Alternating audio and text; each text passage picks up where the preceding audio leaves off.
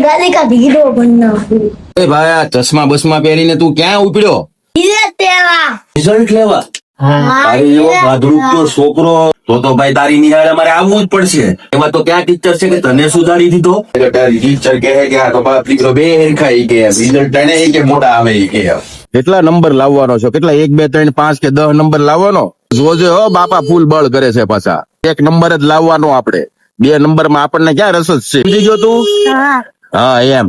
રસ્તામાં વિરાજભાઈ ની મોપેટ લીધી ને ભોળેનાથના દર્શન કરીને પીપીપ નારાની ભપમ ભપમ ગાડી જવા દીધી. તાતો ભાઈ સનફ્લાવર સ્કૂલ આવી ગઈ ભાઈ. ને પછી વિરાજભાઈ કે પપ્પા સ્કૂલ આવી ગઈ. જોઈ વિરાજ કેવું રિઝલ્ટ લાવે. પછી તો ભાઈ સ્કૂલ ની અંદર જઈને રિઝલ્ટ માંગ્યું ભાઈ ને વિરાજભાઈ નું જો આખરે રિઝલ્ટ આવી ગયું ને એકદમ મસ્ત રિઝલ્ટ આવ્યું ભાઈ. વિરાજભાઈ નું રિઝલ્ટ તો લઈ લીધું છે ભાઈ. રિઝલ્ટ તો જો બહુ સારું આવ્યું છે.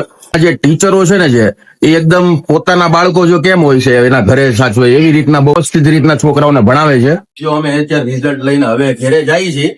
બાકી છોકરાને ભણાવવું હોય ને તો ભાઈ સનફ્લાવર સ્કૂલમાં ભણાવજો તો જ છોકરા તોફાની છે ને મટી જાય.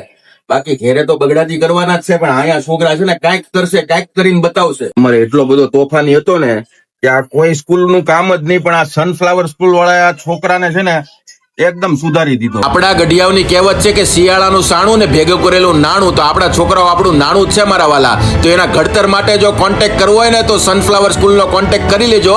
મેં તો મારા છોકરાનું એડમિશન લઈ લીધું છે તો તમે રાહ શેની જોવો છો મારા વાલા?